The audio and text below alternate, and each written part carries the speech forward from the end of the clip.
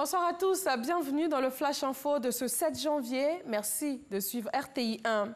Présentation de vœux du Nouvel An au chef de l'État au palais de la présidence de la République ce matin.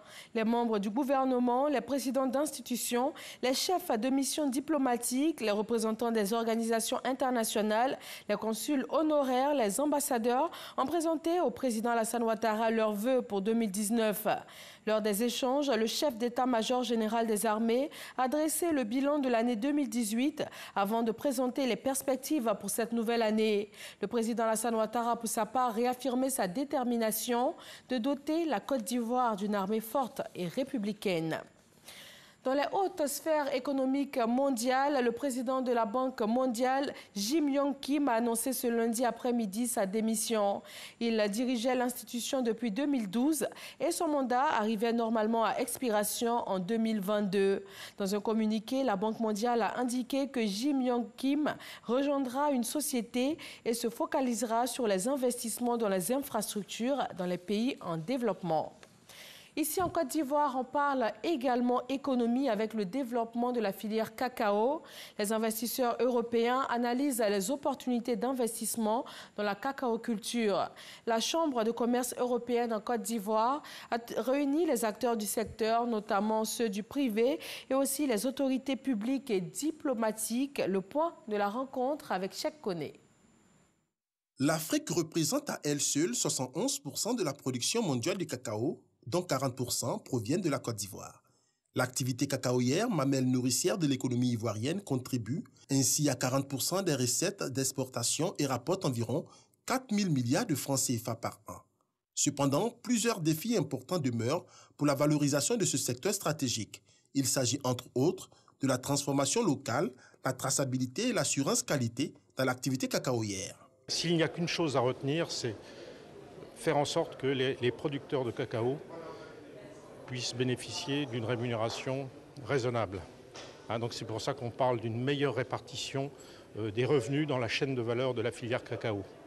Cette rencontre de haut niveau, composée essentiellement d'investisseurs européens et ivoiriens, a permis de présenter les opportunités d'investissement dans ce secteur. Nouvellement porté à la tête de l'Organisation internationale du cacao ICCO, en remplacement de l'Ivoirien Jean-Marc Anga, le Belge Michel Arion a saisi l'occasion pour partager sa vision sur les enjeux de la valorisation du cacao à l'échelle mondiale. On s'est concentré sur, d'abord, une base de données, je dirais, une production de statistiques et de suivi de marché, de prix, d'importation, d'exportation, de volume, etc.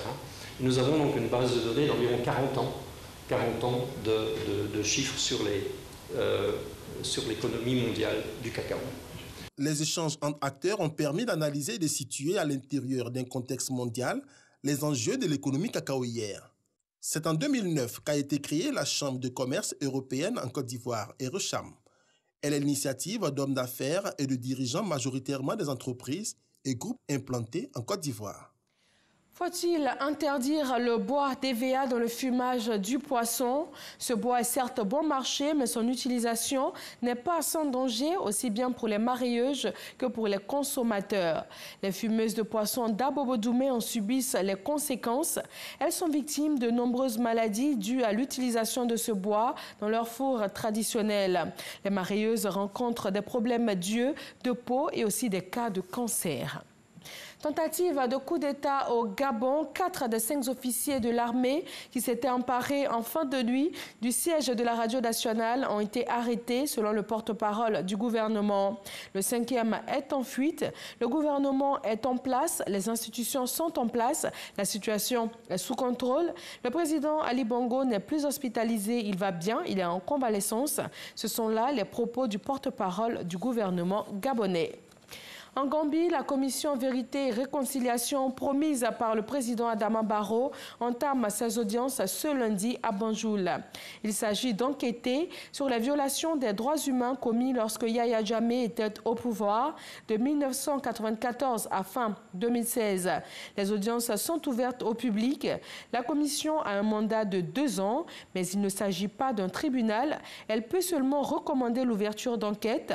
Sa vocation est surtout de donner la parole aux Gambiens et répondre aux interrogations des familles de victimes de disparitions forcées ou encore de torture. Le procès du cardinal Philippe Barbarin s'est ouvert aujourd'hui en France devant le tribunal correctionnel de Lyon. Il a jugé avec 5 autres ex-responsables de son diocèse pour non-dénonciation de crimes de pédophilie. Ils sont accusés d'avoir couvert le père Prénat, mis en cause dans des agressions sexuelles sur des jeunes scouts à la fin des années 80 et au début des années 90. Ils encourent 3 ans de prison. Et voilà, merci de votre attention. Retrouvez tout de suite l'info régionale et le journal à 20h sur RTI 1.